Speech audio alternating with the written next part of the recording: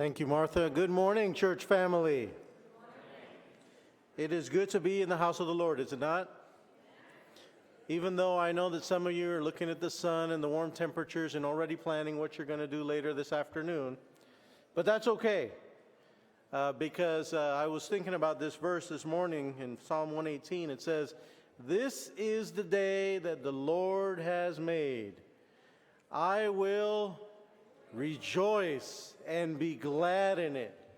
And as I've been going around shaking some hands, I've encountered a lot of rejoicing that you are alive, that you are well, that it is sunny, that it has been so mild.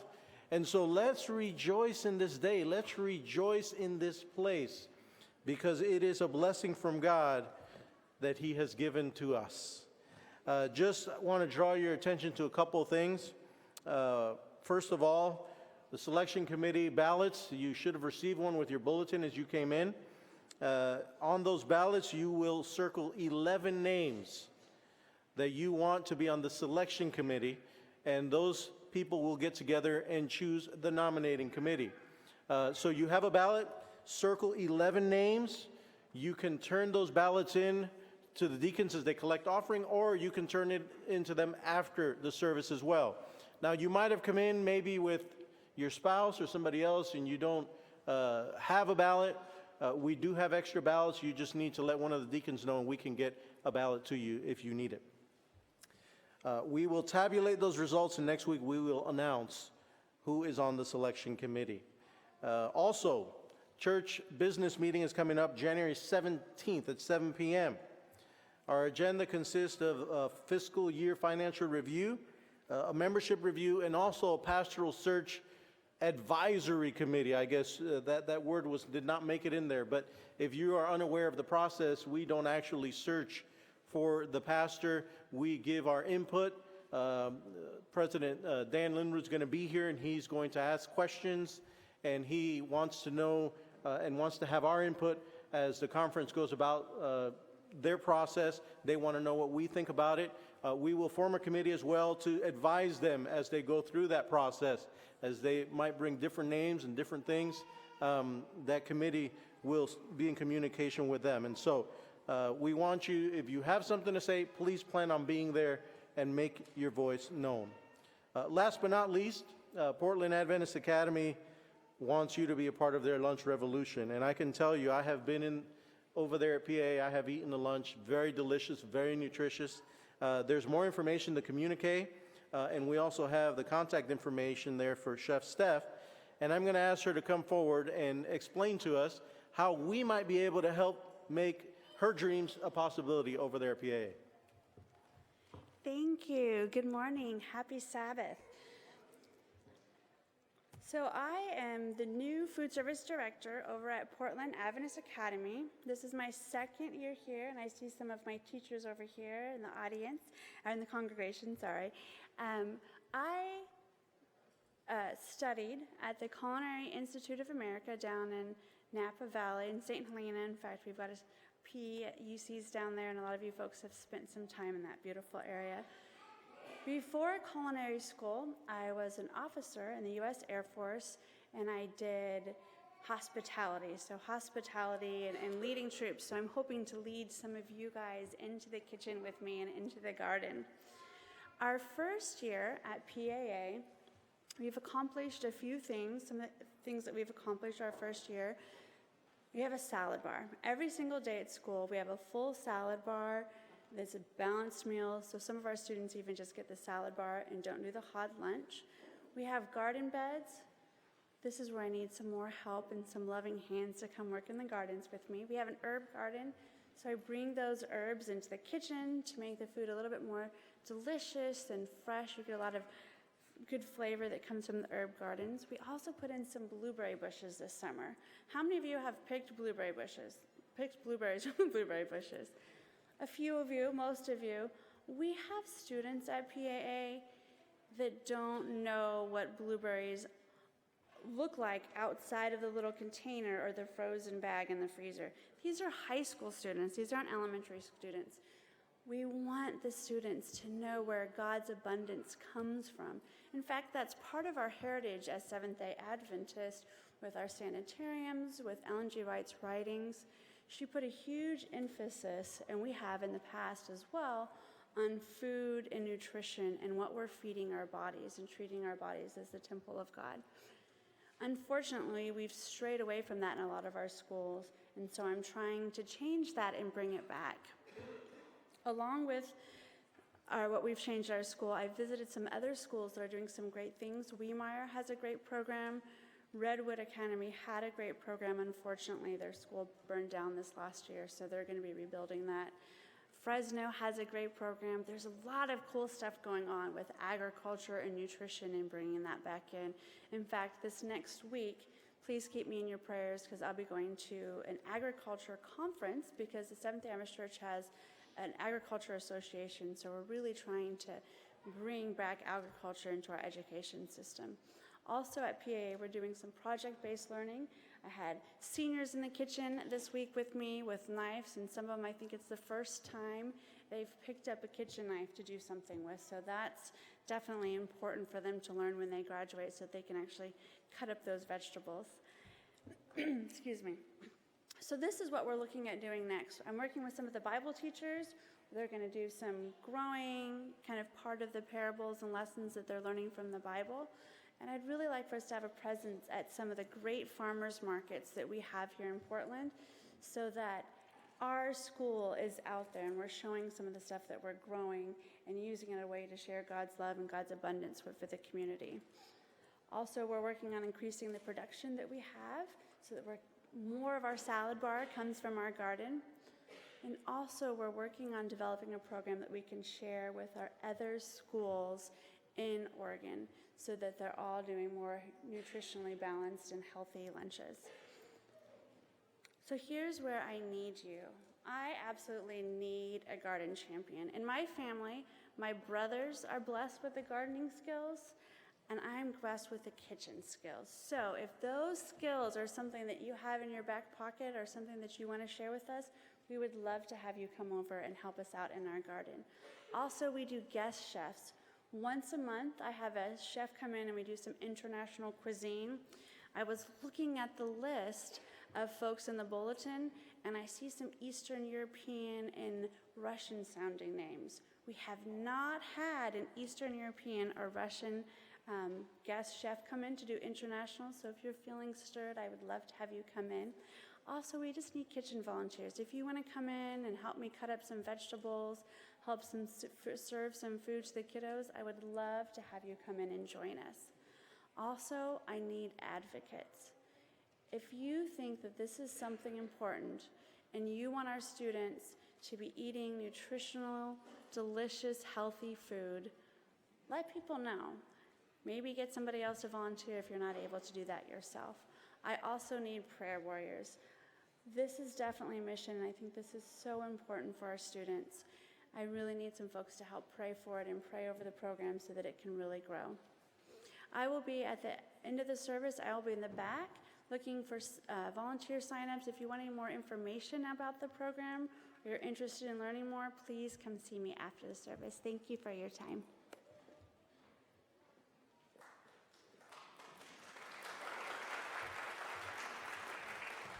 Thank you for that. Good morning and happy Sabbath, everyone. Our hymn we will start with is number 525, Hiding in Thee. Did you know that you came to church in order to hide? But it is a good hiding. I invite you to hide with me there. Let's sing it.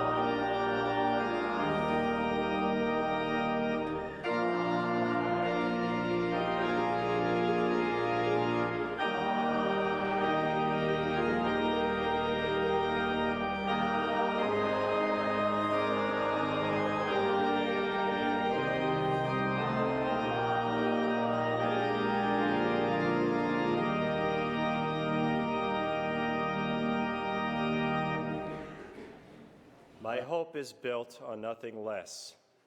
These words were written by Edward Mote in 1834, one day as he was walking to work.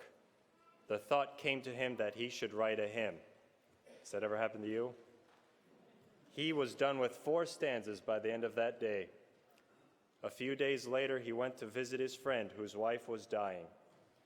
It was his friend's custom to read a scripture verse and sing a hymn for evening worship, but he had misplaced his hymn book. So Edward brought out his verses to this song and sang them. It was well appreciated, and he later added 2 more. But today we will only sing 4 of number 522, My Hope is Built on Nothing Less.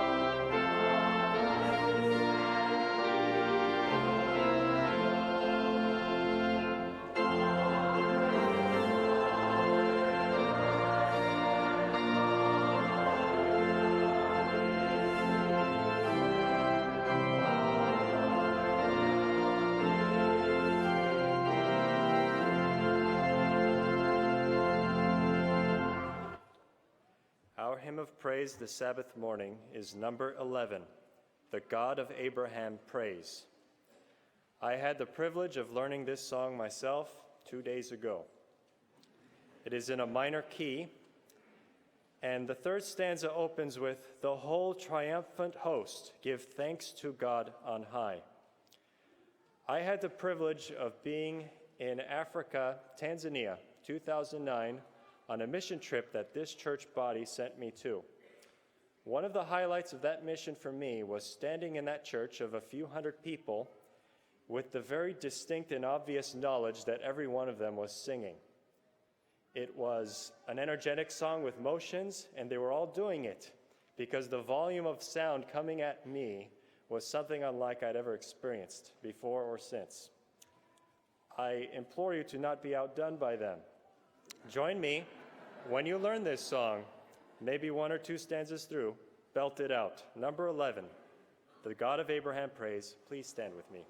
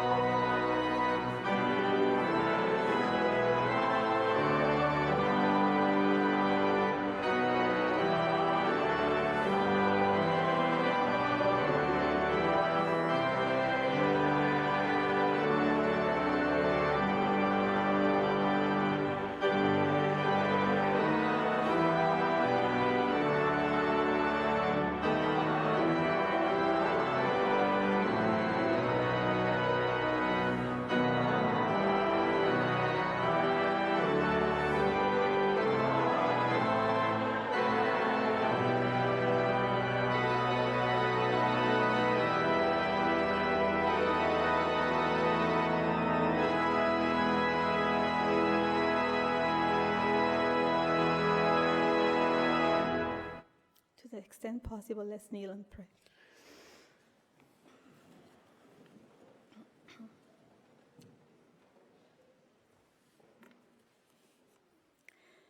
Dear God, this Sabbath morning we come together to praise your name. We thank you for this day that gives us pause from our daily routines and never-ending responsibilities. This rest that helps us to forget our feeble human nature and remind us of the immeasurable and eternal love that risked it all for us. We ask for your blessing on each and every one here today, and also for those who are not with us this morning. Please minister to them according to their needs.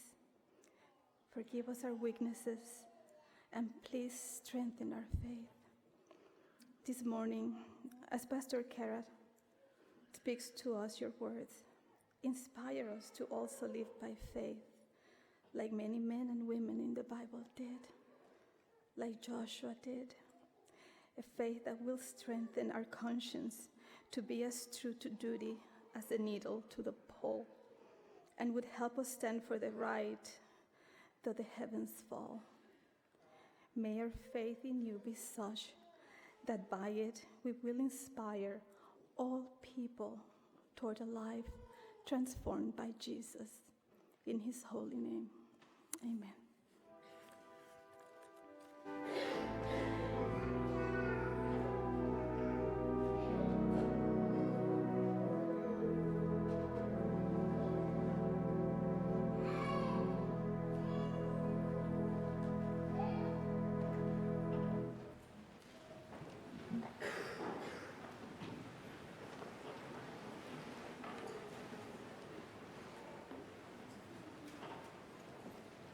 It was just about 93 years ago that my parents got married in a little oil town in Southern California called Taft.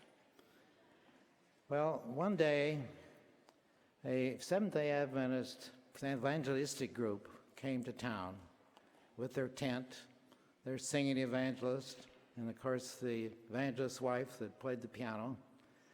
And my great-grandmother, actually my great-great-grandmother, lived in town, and she was loved very much by my mother and father. And she happened to be a Seventh-day Adventist. And she was blind, however, and was not able to go to the meeting. So she asked my parents if they would go, listen to what the preacher said, and come and tell her. They would do anything for her. Whether they knew her ploy or not, I don't know. But it worked. They became interested, and they were baptized. And I've been enjoying the blessing of that for many years. Well, evangelism has changed since 93 years ago, but it is still alive and well. It is adapted to the modern way of life. There are still people that need to learn about Jesus. Research has shown that most of the people that eventually are baptized gained their interest through friends and family. However, their decision was made at a reaping evangelistic seminar. Now, today, our offering, those listed for general fund in the bulletin, is really for Oregon evangelism. Who knows? Your offering may be the reason for some young couple to find Jesus and serve him for, if he doesn't come, for 93 years. Thank you.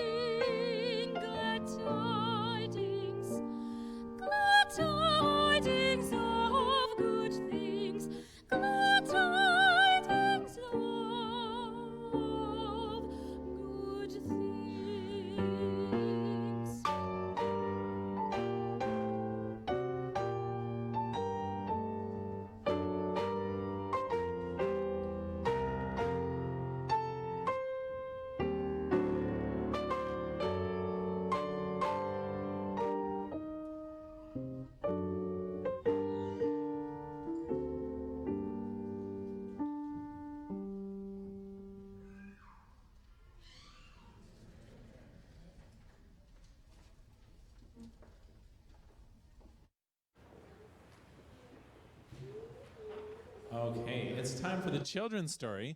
And on your way down, let's get these little white buckets and fill up our big white sheep with some things that say 100 on them.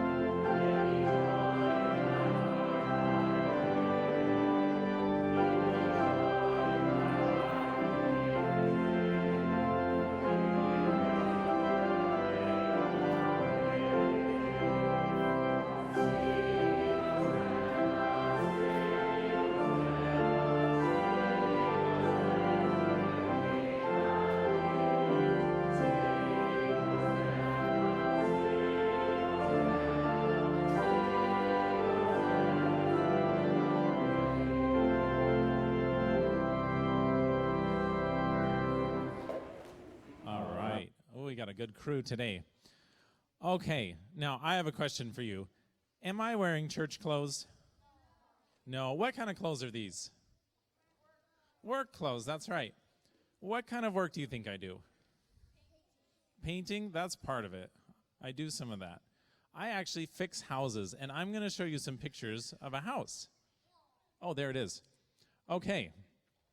What do you think of that house? Is that a really nice house? Yeah, well, it's a little overgrown. The deck's kind of rotted. It's got some funky stuff. The yard's a little overgrown. That house has actually been vacant for quite a while, and it's not that great of a house. Okay, I'm going to show you another house. What do you think about that house? Is that a nice house? Yeah. Do you know that's the same house? Yeah, that's the house after we fixed it. Now, in the Bible, it tells us that we're like houses and that Jesus wants to live in us. Now, does Jesus want a nice house like that one? Well, he does, but the good news is Jesus will actually move into a house like this. But he doesn't just leave it like that. He fixes it up and makes it all new. So when you bring Jesus into your heart, he's going to come and he's going to fix everything that you let him. And it's not always fun because,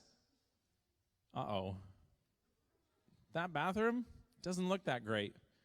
And when Jesus comes to fix it, now it looks even worse, right? But that's part of the fixing process. You get to break things. That's my favorite part. So,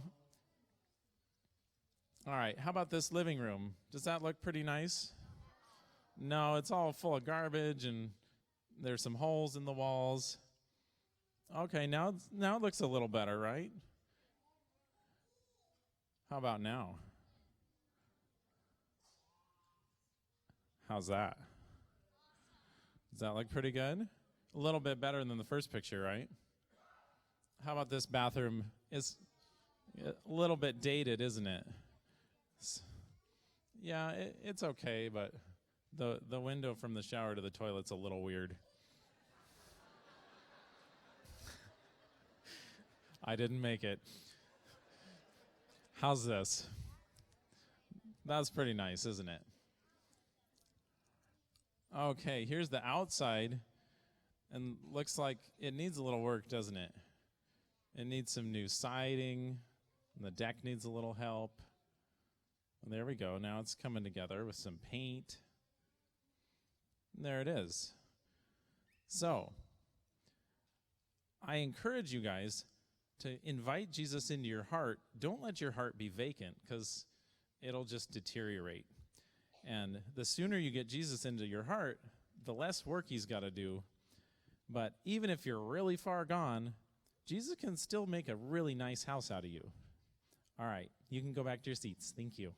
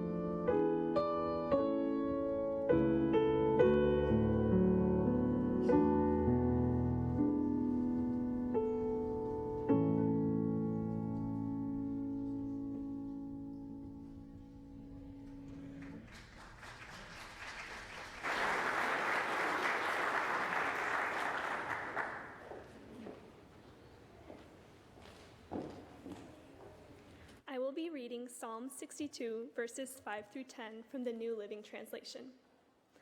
Let all that I am wait quietly before God, for my hope is in him. He alone is my rock and my salvation, my fortress where I will not be shaken. My victory and honor come from God alone. He is my refuge, a rock where no enemy can reach me. O my people, trust in him at all times. Pour out your heart to him, for God is our refuge. Common people are as worthless as a puff of wind, and the powerful are not what they appear to be. If you weigh them on the scales, together they are lighter than a breath of air. Don't make your living by exhortation, or put your hope in stealing.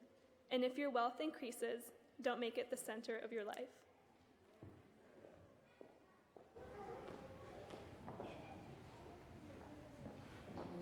Good morning. It's so good to see you here. So this morning we are continuing on with our series, Heroes of Faith. And in keeping with Pastor Juan's start last week, I'm going to share with you a few of my personal favorites, heroes from literature. There's three. Number one, Aragon. Yes, he is the hero of heroes from Tolstoy's classic Lord of the Rings. This guy is both humble and courageous, and he's a protector. That's probably what I love about him. He was born into a family of shame because of what had been done in past generations. When he came along, he had shame over his name, and it made him pull back from life for a long time until one day the circumstances of his world were such that if he did not stand up, evil was going to have the say, and many people were going to die. And so he stands up in the story and he leads victory. He's a pretty cool guy. Another one that I love is William Wallace. Now, this guy's from 13th century Scotland, so I like to think that he could be a distant cousin of mine, being Scottish and all.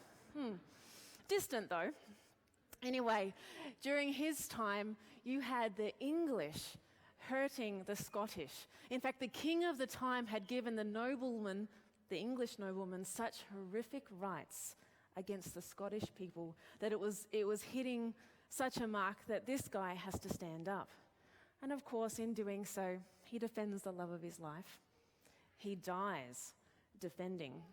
And he doesn't actually make the difference at his time, but it's his memory that inspires Robert the Bruce to lead the charge. And according to history, he makes a stand against the English at the time, and the Scottish people have their rights back. So I'm a pretty big fan of him. The third individual I'd like to introduce you to is Balian. Now, you may not have heard of him. His piece of literature is not as well known, but the story goes for him. He's from the story Kingdom of Heaven. It's set during the Crusades, and so this young man was born into a time where the picture of God was quite different to the one that you and I would know. The God that he was taught about was a God that was exacting, that would hurt, a cruel God. And so that's the picture he has. And even with that picture that he's born into and taught, he still has this hunger to know God. It's that, I guess, the eternity that God places in all of us. And so at that time, the way you found God was to go on a pilgrimage to Jerusalem, which he undertakes. He walks and walks and walks until he gets to Jerusalem. There he finds a situation where there is a lot of injustice being done in the name of God. And so, without giving away the story, he again takes a stand to protect the weak and the vulnerable. And in doing so, he's given a choice to either take a very easy and appealing road to do good, but it's one that means he's going to have to go against his conscience. And so the king at the time actually gives him this choice, and he's encouraging him to take one road that will really, from his perspective, save the day, but it'll ask of him something pretty horrific. And he says this. He says, "It's a kingdom of conscience or nothing. That's what I'm going to fight for. I cannot choose what you're asking me to do, even if it saves Jerusalem. It's a kingdom of conscience or nothing." So that's what I love about him. And as I think of Joshua, who we're going to be looking at this morning, these are the kind of guys that I picture him to have been like. Let's go with Aragon, though, if you just flick that picture up. Yeah, that's the picture we're going to go with, though, number one. When I think of Joshua, this is him. And I'm not going with that just because I like Aragon. It's a fairly educated guess. Because as we look at the first story that we hear about Joshua, we see him as being chosen out of 1 million people as the guy to lead Israel's first battle. You just think about it. Moses has all these different people to choose. And when the Amalekites hit them from behind, he turns straight away to Joshua. Joshua, gather the soldiers, whoever you can find, and go and lead us in battle. Joshua was the man. He was the man. Let's just read that first story. It's in Exodus chapter 17. But keep that picture in mind as we're reading. Exodus chapter 17, verses 8 to 15. The Amalekites came and attacked the Israelites at Rephidim. Moses said to Joshua, "Choose some of our men and go out to fight the Amalekites." And remember this, they've already attacked. This is not a planned thing. He's like, do it. You know, they're already there. They're behind us. "Tomorrow I will stand on the top of the hill with the staff of God in my hands." So Joshua fought the Amalekites as Moses had ordered, and Moses, Aaron, and Hur went to the top of the hill. As long as Moses held up his hands, the Israelites were winning. But whenever he lowered his hands, the Amalekites were winning. When Moses' hands grew tired, they took a stone and put it under him, and he sat on it. Aaron and Hur held his hands up, one on one side, one on the other, so that his hands remained steady till sunset. So Joshua overcame the Amalekite army with the sword. Then the Lord said to Moses, "Write this on a scroll as something to be remembered, and make sure that Joshua hears it, because I will completely blot out the name of Amalek from under heaven." Clearly, as amazing as this young man was, the victory had nothing to do with that. It was all about God. And God wanted him to know. God says, write this on a scroll and make sure that Joshua hears about it. Make sure that he doesn't leave this battle without knowing exactly how it went down. Time passes, quite a bit of time. In fact, there's been many battles now. Many warriors have been kind of trained with Joshua. There's lots of men to choose from now. And they're camped at Canaan at last. They're camped on the edge of Canaan, and we have a time where Moses says we've got to send in some people to scout the land. And so, as many of you may know the story, 10 spies are chosen, and Joshua, of course, is one of them. And again, these men will be your best. If you're going to send some people in to the foreign land to check it out, you need them to be intelligent. You need them to be able to kind of go undercover. But if they are discovered, you need them to be able to get out, either by fists or by running or something. You know, these are the cream of the crop, 10 of them. And just for a challenge, we're going to read them. Numbers 13, 1 through 16. It's on the screen. Oh, no, it's not. You're going to have to look it up, just for fun. Numbers 13, 1 through 16.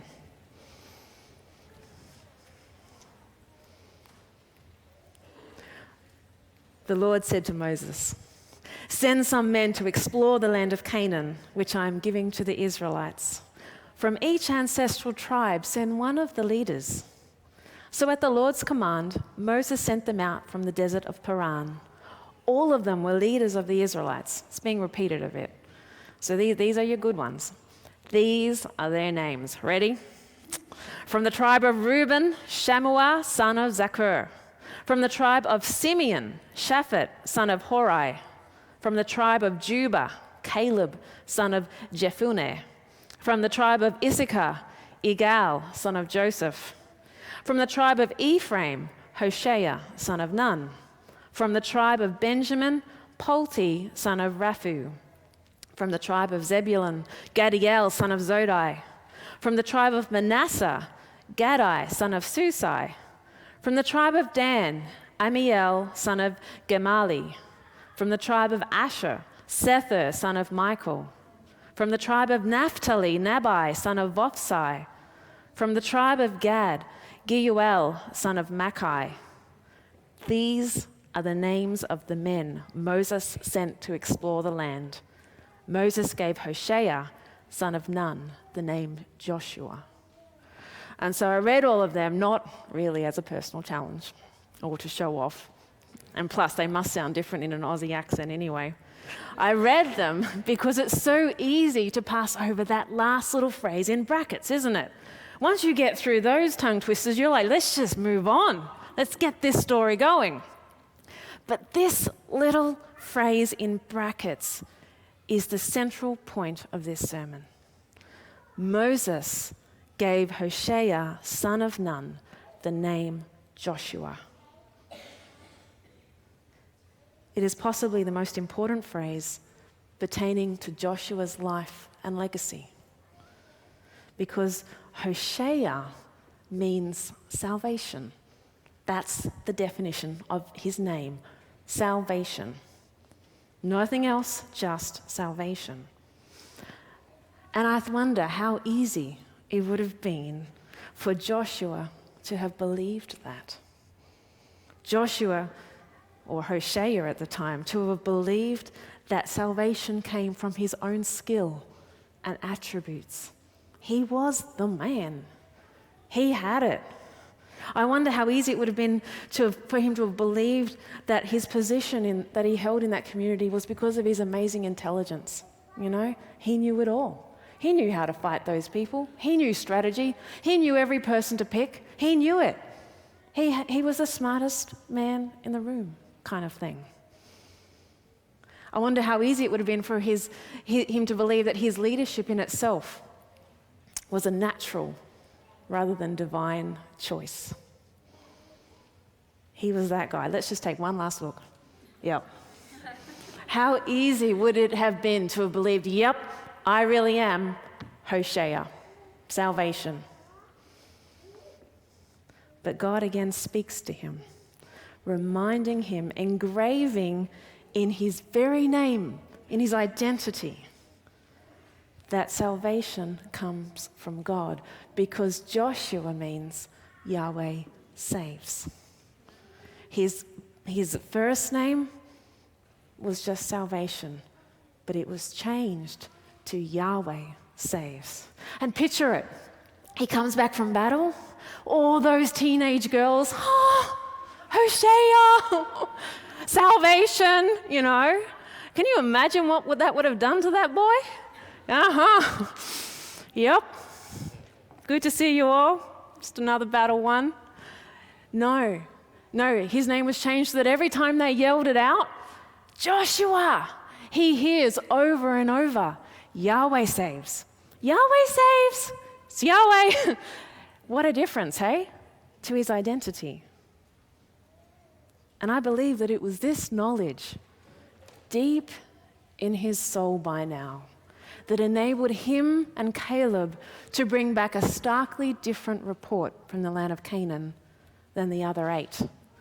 8 men just as buff, just as skillful, just as intelligent. They were the greats, but they came from a different identity.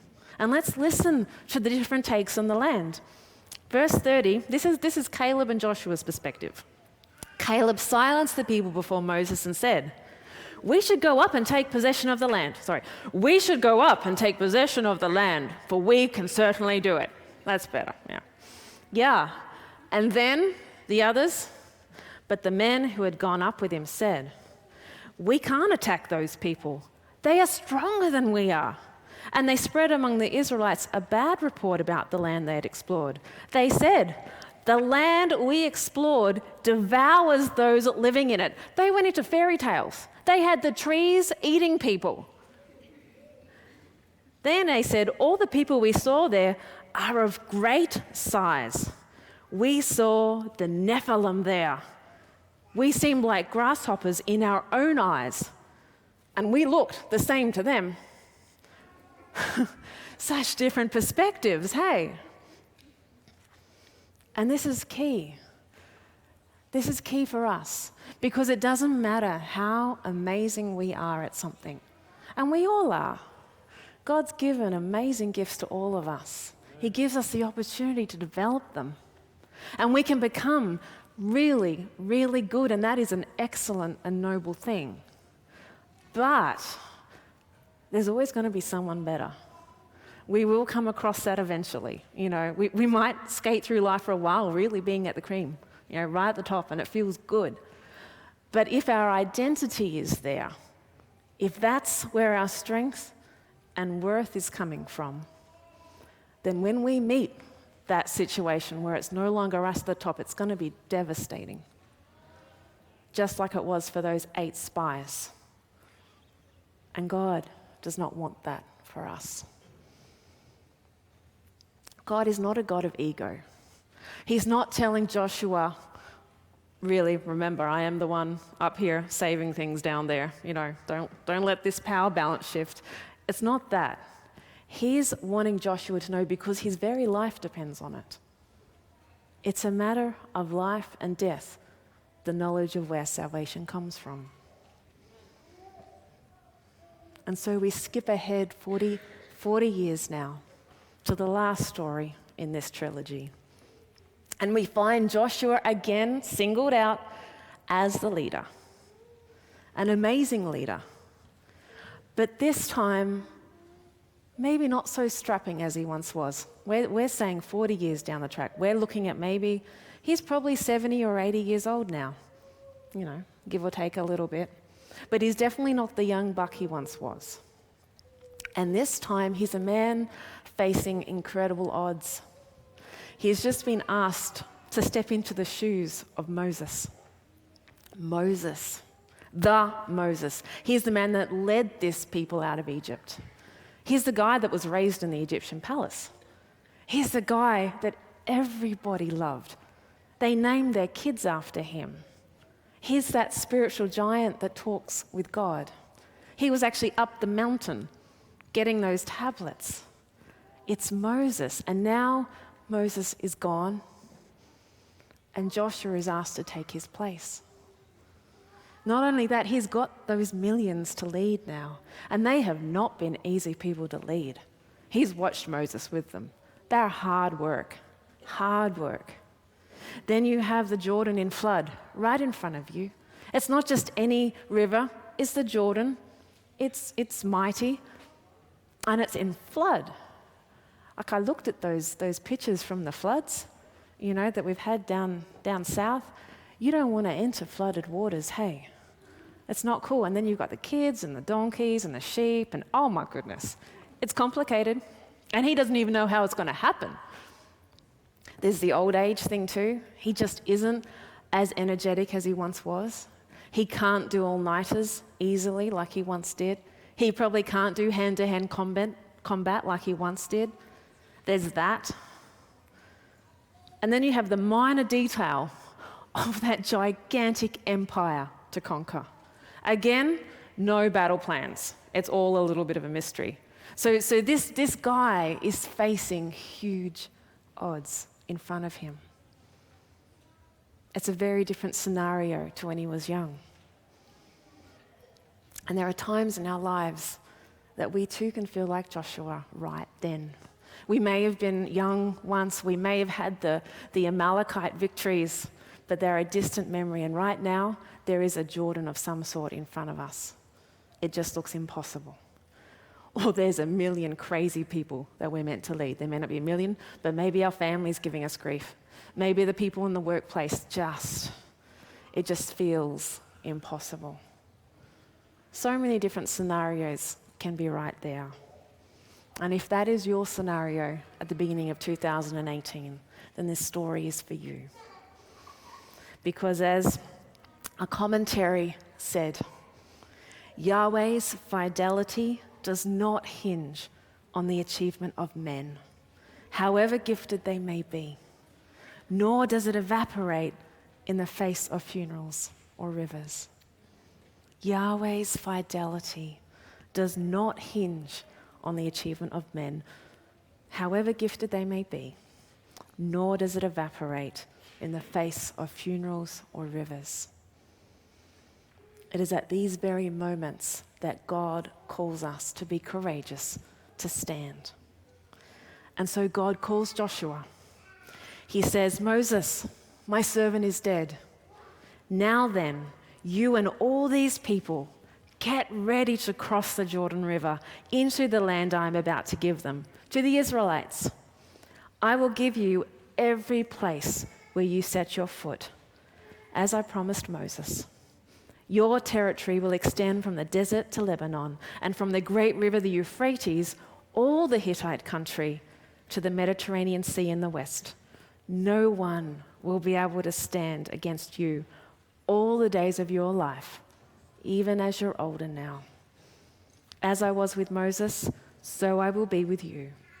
I will never leave you nor forsake you. Be strong and courageous, because you will lead these people to inherit the land I swore to their ancestors to give them. You know, in the darkest of circumstances, when it really feels like it's impossible, there is hope.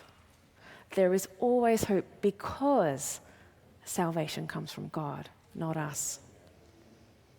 But we first need to know that truth deep in our souls, that salvation really does come from God and not us. And then we need to choose to be courageous. That part is the choice. God says, I will be with you. No one will be able to stand against you. I will never leave nor forsake you. I will do all this. And then he says, be strong and courageous. That part is the exaltation. That's the choice we have to make. That's our part in it, to be courageous. We choose to keep walking toward a river in flood. We choose to stand up for injustice even when it's difficult. We choose to stick to our commitments even when it seems like hope is gone. We choose to hold on to God even though he seems silent.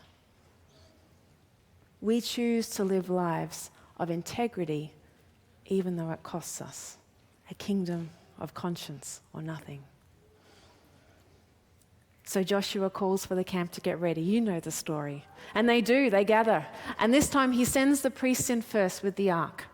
A little different to that major story from before, when that sea was split first. This time he's stretching them just that little bit more, which he does with us. He says, you go in first. And as their toes touch that water, it just raises up like a wall, like Hoover Dam. I saw that the other day. That's an amazing American feat, just so you know. I give you kudos. But that has bricks there.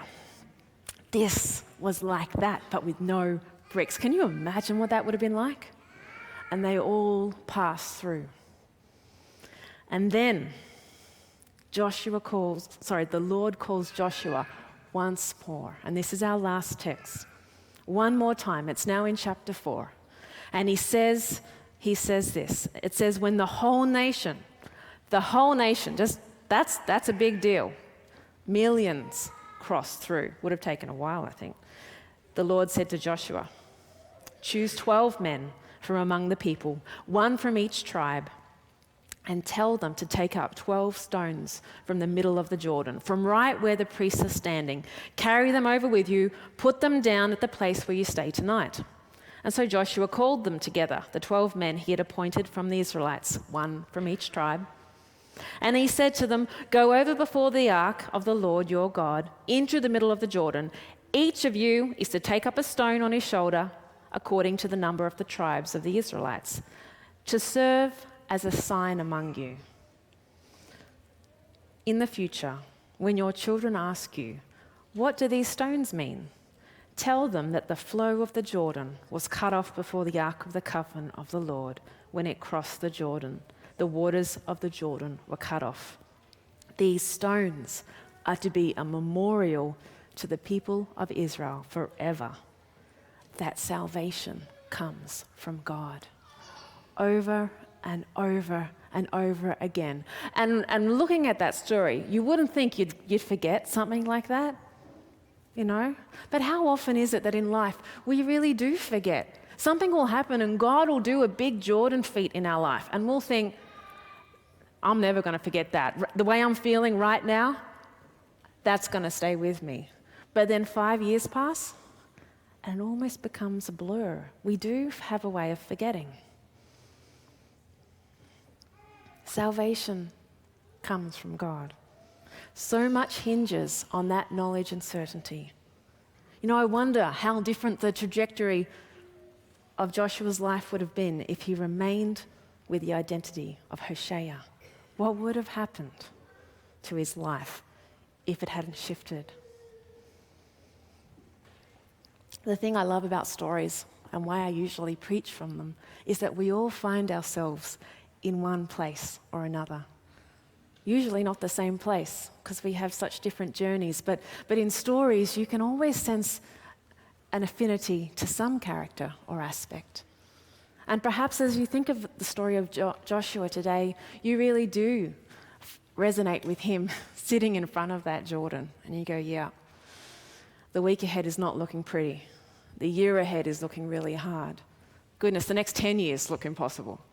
No, if that is for you, then take heart. Salvation does come from God, and that God who was with Joshua promises to be with us. He has ways of making Jordan rivers stand on themselves. He does. But not all of us are there. You know, some of us are looking at 2018 going, this is my year. I'm buff. I'm spiritually buff. I'm professionally buff. Everything's going my way right now. You know, I'm not boasting, but it's not so bad. You know, I have to be honest. I don't resonate with Joshua right at that point. I don't have a Jordan. Whew, I'm pretty blessed. You know, if that's for you, that is awesome too. And this story is for you too. Because when we stand in those places, that's when we build those altars. Take time to pick up some stones. Take time to write some scrolls, so that when you do come to that other place, you will know that salvation does come from God. Amen.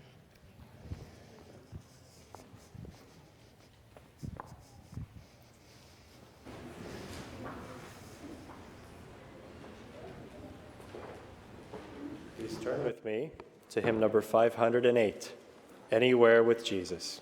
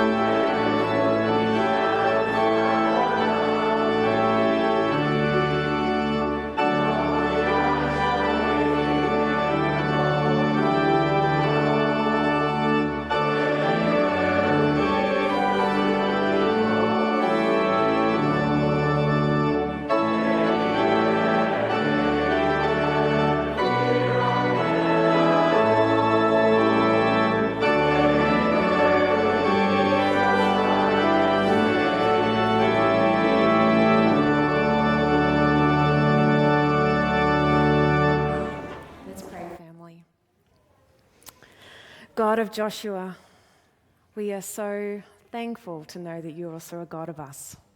Lord, these stories are powerful. And as we think ahead, Lord, I just pray that you would prompt us to pick up those stones. Remind us of the real identity that we too have in you, rather than ourselves.